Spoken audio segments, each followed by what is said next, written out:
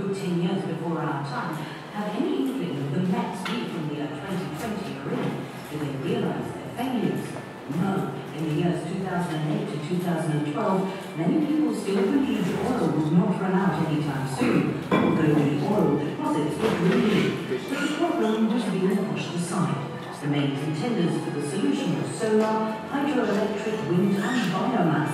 But we, from the year 2020, don't yet have enough of these alternative energy sources. And then there's nuclear energy, but that has its problems too.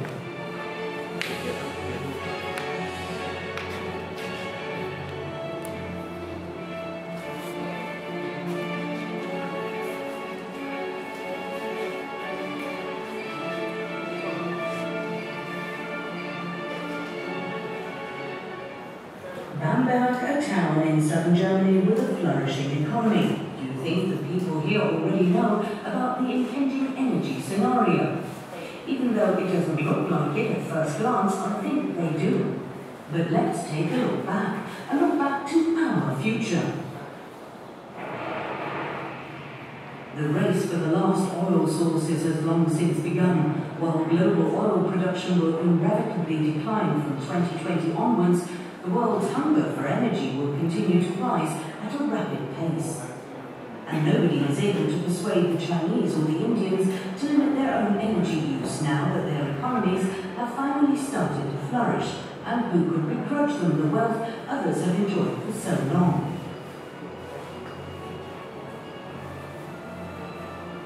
But what many people have pushed to the back of their minds is that there are many areas where oil is particularly hard to replace. Almost all passenger and goods traffic is dependent on oil. 95% of it needs diesel, petrol or kerosene. Only in a few instances is electricity a suitable energy source for locomotion. The situation is similar in agriculture. Chemical fertilizers and pesticides are produced from oil. Who here realizes how bad the situation for alternative energy sources will be after 2020? Energy experts such as Professor Claudia Kempfer from the German Institute for Economic Research. In 2020, we won't really have a replacement for fossil energy and oil in particular, because there are many countries in the world that have very high needs, and their demand for energy keeps rising, meaning that we basically have to stop using oil completely today and using alternatives wherever we can. But we don't yet have the answers we need, and as a result, we'll have a shortfall from 2020, which will be very comprehensive and will be reflected in the consequent rise in energy prices. This energy gap is frightening. We didn't pay attention to efficient alternatives early enough. Instead, we're conducting uncoordinated experiments with energy promises, some of them questionable, while energy prices will spiral out of control in 2020. The political scientist Professor Klaus Kern paints an equally frightening scenario. By 2020, we will have experienced a change of heart, so that we'll have to think about critical situations, about how we're going to secure our energy at all. Our deposits are growing and our demand is increasing. Mankind's hope for more affluence also means critical situations regarding energy by 2020. The explanation for this crisis is called peak oil, in other words, the peak of global petroleum production. Experienced geologists have calculated that the latest this will occur is 2020. After that, production will steadily drop till we're scraping the bottom, so to speak, while current reserves will run down much too quickly. This decline will take on such critical dimensions towards 2020-2025 that we have to talk about a crisis that tops every oil crisis that was politically motivated and not geologically dictated.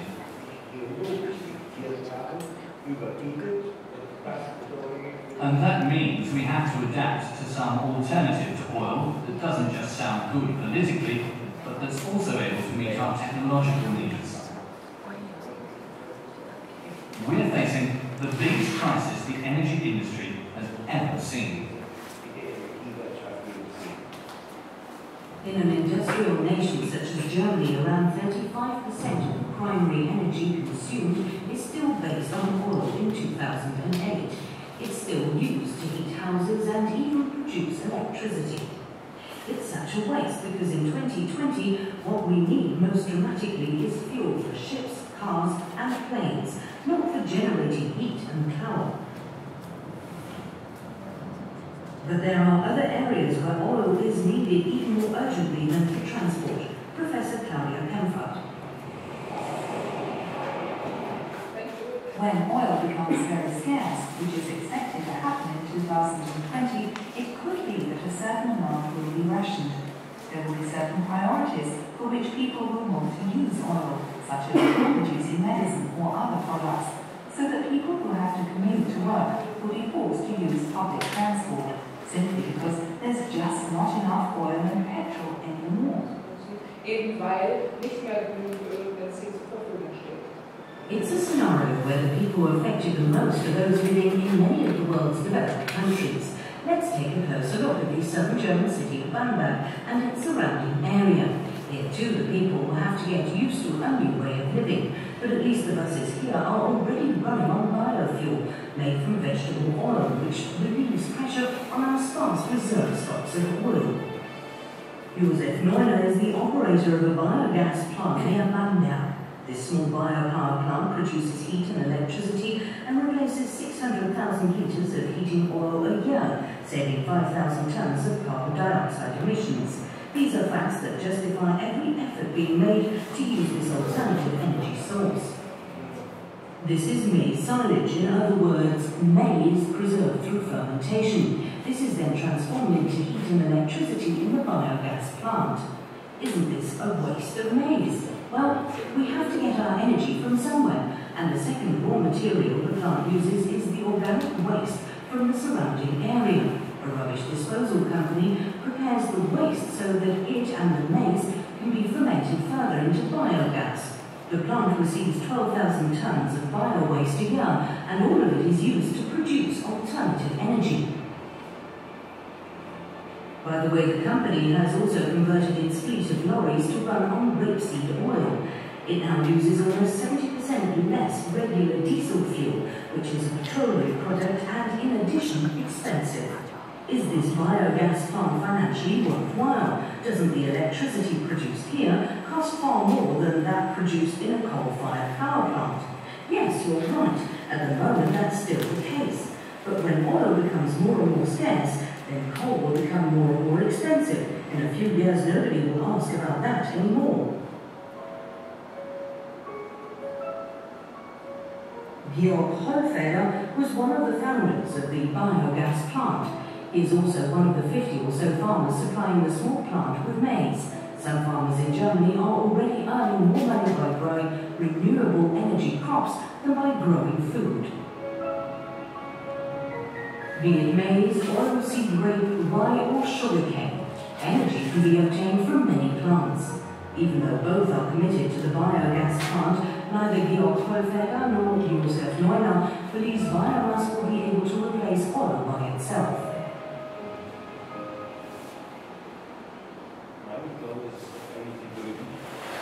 No, I don't think politicians have completely come to grips with how much effort it will take to replace petroleum. The effort that is necessary to replace oil, whether it's cultivating renewable raw materials or in the field of science, is something I don't think politicians or businesses have fully understood yet. And what about plastics? It is impossible to imagine our modern economy without them, but what is going to happen when the oil necessary for its production runs out? The Steckler Company, a small business, specializes in producing plastic components for cars. The two directors are concerned about the company's future energy and raw material supply. In the past 30 years, the proportion of plastic components in cars alone has increased by almost 300%.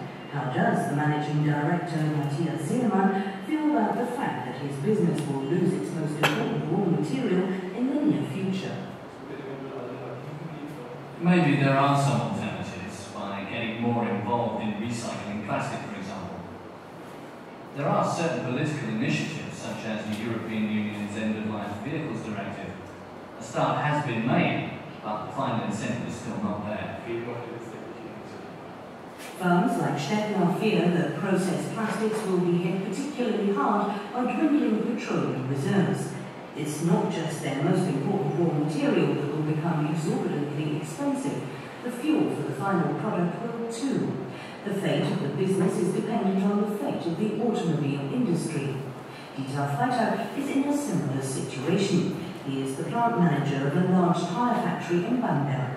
Modern tyres are also a petroleum product. Despite all the experts' warnings, the number of cars worldwide will increase by 60% by the year 2020, but the gigantic thirst for fuel will soon become unquenchable. Tyre manufacturers are also directly and indirectly dependent on oil as a source of power, a raw material and as a source of fuel. Is a substitute in sight? Plant manager Dieter Freitag. We don't have the perfect solution yet, of course. We're doing research. One possibility is vegetable oil, for example. The first tests have been conducted. Oil is a raw material we need, but petroleum doesn't have to be a raw material that's irreplaceable. If the cost pressure increases, innovations and efficiency maximization will become interesting to manufacturers. What is the answer to the oil crisis of 2020?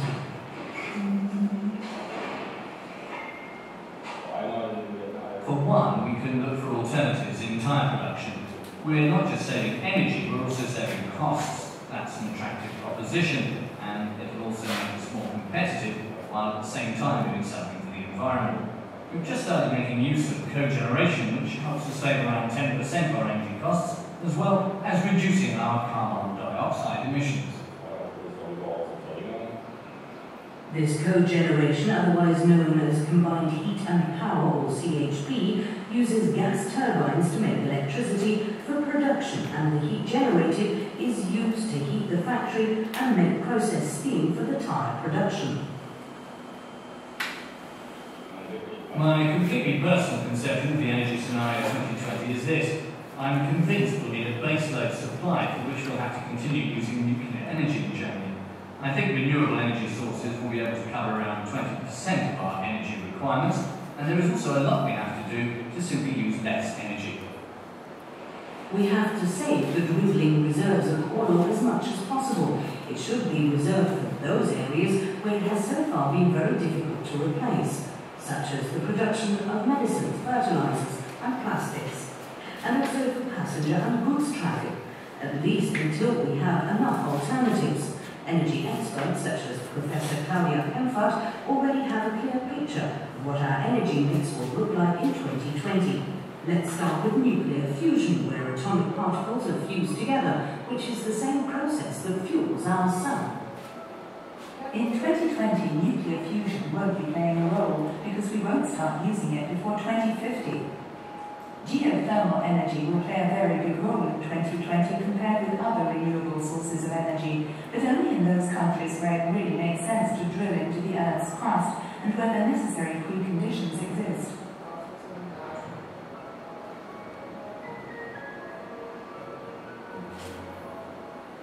Wave and tidal power will play an important role if it is promoted enough by them. In that case, it could even take on 15% of global electricity needs.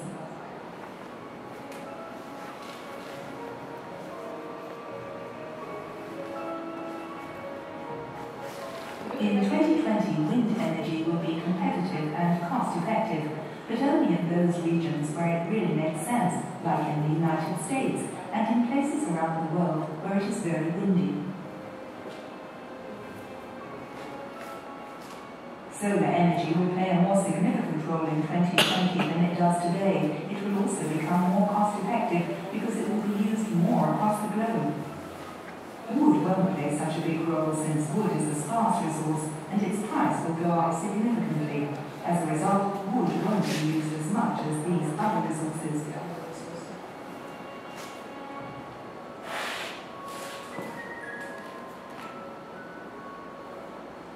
We will still have a lot of coal in 2020, and so it will also be used a lot. Although it's cheap at the moment, it will be expensive in 2020 because protecting our climate will become an ever more important issue. We won't have much natural gas in 2020 since more and more countries will consume it and it will become more expensive.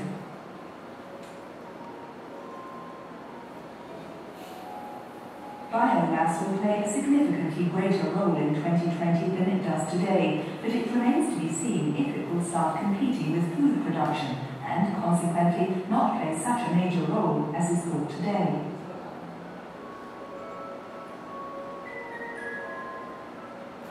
Nuclear power will play the same role in 2020 as it does today, but there won't be a renaissance of nuclear power. Its proportion will remain the same. And what follows from this analysis? Alternatives to petroleum have to be used for the right purpose and, most importantly, in the right location. Then they will be economically viable. So far we've spoken about fuel for heat and power, but what about replacing oil when it comes to fueling our transport? At the moment, 95% of that fuel comes from petroleum. There are fuel substitutes like one obtained from methane hydrate, but the problem here is accessing it. Liquefying the coal creates too high carbon dioxide emissions and is too energy intensive. Biodiesel could be an alternative, but it could only play a small part of our oil substitutes. Other alternatives, such as ethanol, won't play a major role either. Then there are other methods involving hydrogen, but hydrogen has to be produced, transported and stored, which is also a problem. Nothing but problems in the search for substitute fuels. When it comes down to it, could alternative energies be a viable alternative to petroleum by 2020? No, if you look at it under the aspect of cost effectiveness, it won't be possible to replace oil because the alternatives are too expensive and aren't available in sufficient quantities to replace the whole world's oil demands. A finite resource, much too precious to waste. Modern industry and agriculture can't do without oil as things stand at the moment, but something has to change. It is hard to imagine when we think about how much we take this resource for granted. Are we even doing enough to conserve oil? Claudia Kempfert thinks we're doing one or two good things, but overall we're doing much too little. We currently have hardly any alternatives to oil, and we have too few energy technologies. We basically should have started researching new technologies much earlier, and we should have put more money into researching these technologies. Instead, spending on research has been dramatically reduced in the past, and now we see the effects. We don't have an alternative. We have too few other energy forms we could use instead of oil, and in addition, energy costs will rise dramatically by 2020. That reduces the competitiveness of a country such as Germany, but also a country such as the United States. Many developed countries will face a difficult time in the future. There will be electricity, but the raw material for many of their industries will be missing. How did we neglect to take care of this earlier? There were plenty of scientists who warned us, but nobody really wanted to believe in this uncertain future. Yes, oil did become increasingly expensive, but it was always available. The fact that these stocks would one day run dry was something nobody wanted to face, even though pupils were taught about this problem in school, like here in Bangkok. When these young people start working, they will all be faced with all the problems of the extreme oil shortage. So peak oil is a subject taught in the biology class. The pupils are aware of the problems and know about many of the solutions under investigation. Here, Sebastian is trying to make some predictions. At what rates will the renewable energies such as hydroelectric power, wind energy, biomass and solar energy increase? Such a prognosis is much too speculative. It depends on many factors, on world market prices, the interests of the economy and the position of politicians. What is certain is that a lot of things need to change. Sebastian's father, Michael Thiem, also knows this. He's a trained car mechanic and is just doing an oil change.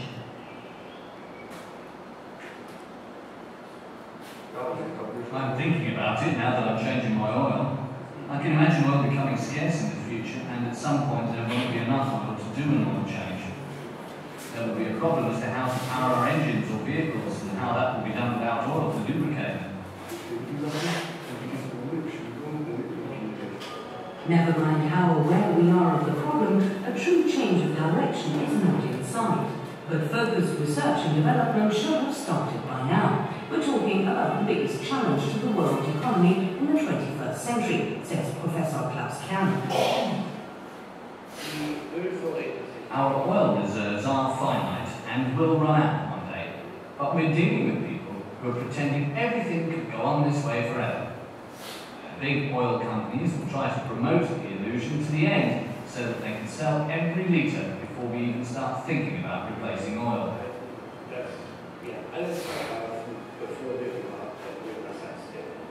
And the strange thing is that the Western political leaders also have an interest in ignoring this shortage, because otherwise they'll be forced to confront the search for alternatives and deal with issues that won't go down well ideologically and politically.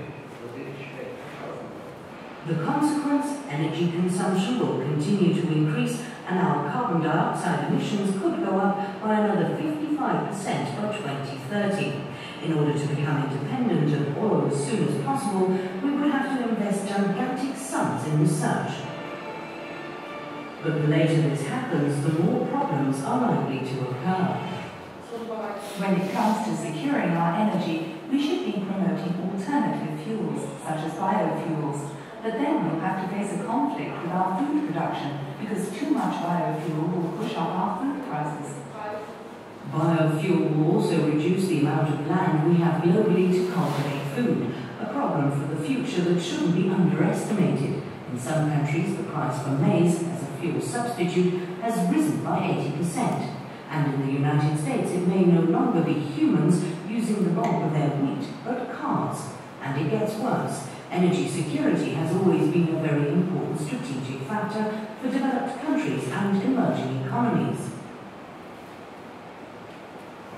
That's why images like these could catch up with us in the near future. Terror and war for the black gold. When the oil stocks are almost depleted, the last reserves will provide a lot of fuel for conflict. Being able to access crude oil is a geostrategic power factor. The well-being of an industrialized country will soon depend on how much of the dwindling resource it is able to import. Wars and violence are basically inevitable. The end of the oil age. What could it look like here in Bamberg? Will the region's economy collapse because the raw material supply will break down? Will the people be able to hold on to their standard of living, or will everyone have to cut back dramatically? Will there be winners and losers, unthinkably high petrol prices, or will heating oil and fuel be rationed? At least the bus will be full, because in 2020 few people will be able to afford to drive a car, let alone fly.